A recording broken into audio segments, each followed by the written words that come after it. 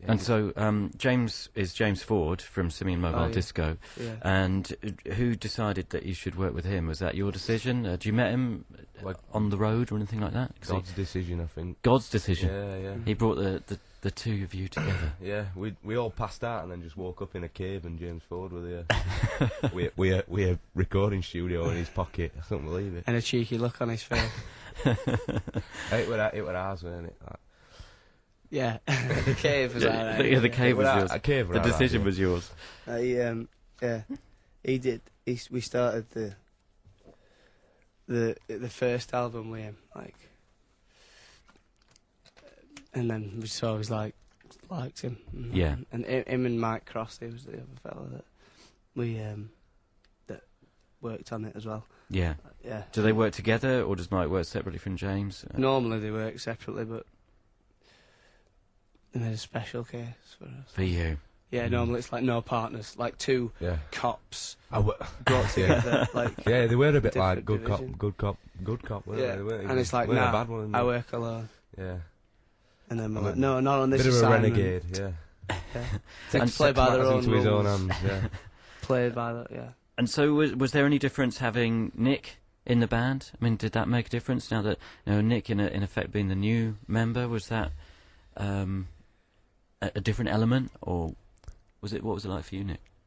It was. Are you asking him? Right. For me, it was quite different from the first album because I weren't there. Yeah. For me, it was just the constant requests for costumes and that particularly trousers. I'm into kinky. The trousers Nick wanted us to wear were very different to the trousers that we'd wore on the first album. Yeah, during. I just think that if you're gonna try and create a good atmosphere, why not wear some MC Hammer parachute pants? Right. Comfort, of course, Comfort rather and than style. aesthetic. Yeah. So as we with listen, a bonus aesthetic. Yeah. Bonus aesthetic. As we listen to the album tonight, that's the picture we should have in mind of you in MC Hammer type pantaloons. Yeah. It's a guilty pleasure. Well, with that thought in mind, I think we're going to take a little break and we'll be back with the whole of the brand new album from Arctic Monkeys. Arctic Monkeys, Brian Storm, the opening track to the brand new album, Favourite Worst Nightmare, on Exposure, XFM, getting the Exposure album playback treatment tonight. I have Nick O'Malley and Alex Turner from the band here to talk us through it track by track. Brian Storm, you said, Alex, is one of the songs that you'd had for a while that you were very excited about, been excited about playing it in the studio and rehearsing it, and it's a great kind of opening track to the album and a great kind of way of saying, look, this is us now, this is what we sound like, because it just sounds so big and kind of full on and in your face. Yeah, but we are using, we didn't want to try and use too much stuff like a mellotron, you know what I mean? It's still just the four of you. That's the thing, you know what I mean? It's all kinds of from the drums really. That he was playing that one day and it kind of built from there really. But we all that were one we were all excited about before, and we were trying to think before when we were sort of sorting out the order for the album. We were kind of for ages trying to be too clever and being oh, let's start with a slow one, or let's do this, and then it just kind of naturally came to an head that you start with that with Brian Stone, because it just exactly best sums up where you've kind of got to, I suppose, for a kick off, and it's just yeah, I don't know. I'm excited when I hear that. Yeah. No, it really leaps out. It sounds amazing. And lyrically, there seems to have been a lot in the press about the particular Brian in question. Is there? Yeah, this bloke in a Tokyo dressing room. Is that right? Someone was saying it was Brian Dowling, weren't they? No, that was for another song, wasn't it? It was Brian Dowling. It was it. It was in LA, I think. I don't know. I forget. It was sweet. I don't know. He was.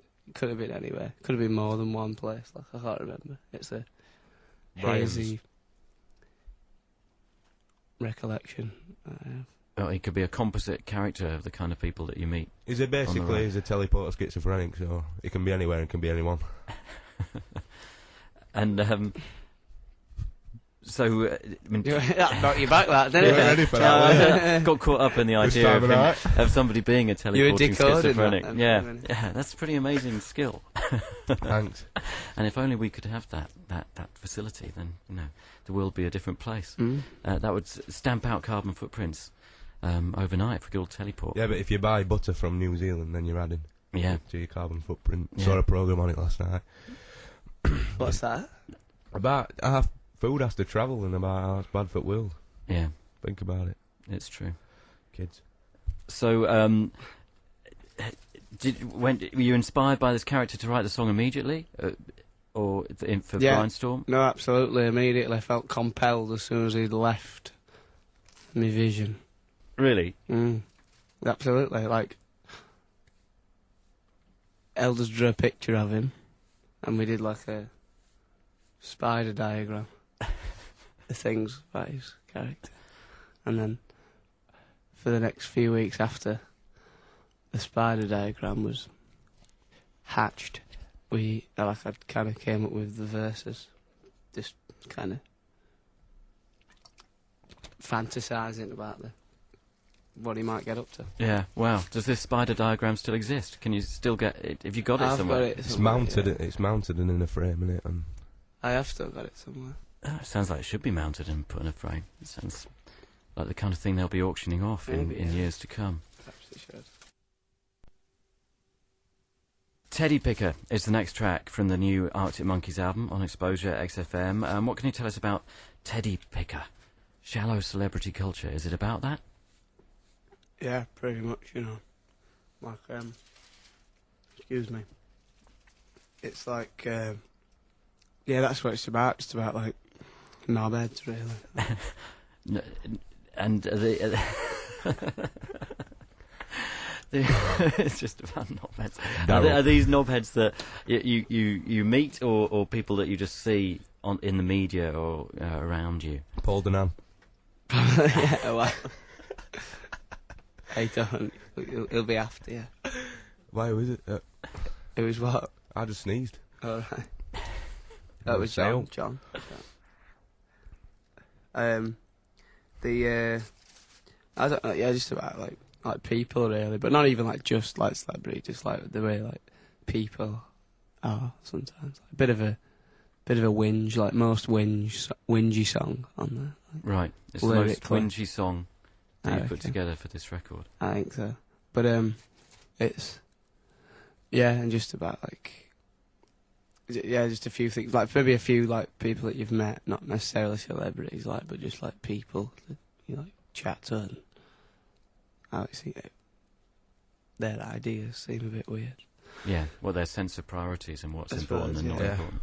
Maybe, yeah. With a little nod to Duran Duran. Near the end. Always, yeah. Always. I had a premonition. I had a. I don't know. I must have had like some kind of premonition involving like Simon Le Bon, where he forced us to put Duran Duran like references in songs, because I don't even know that much about Duran Duran. I've seen the documentary that you get like in like a blue suede case. Have you seen that one? No, I haven't. It's on the DVDs in like a blue suede case.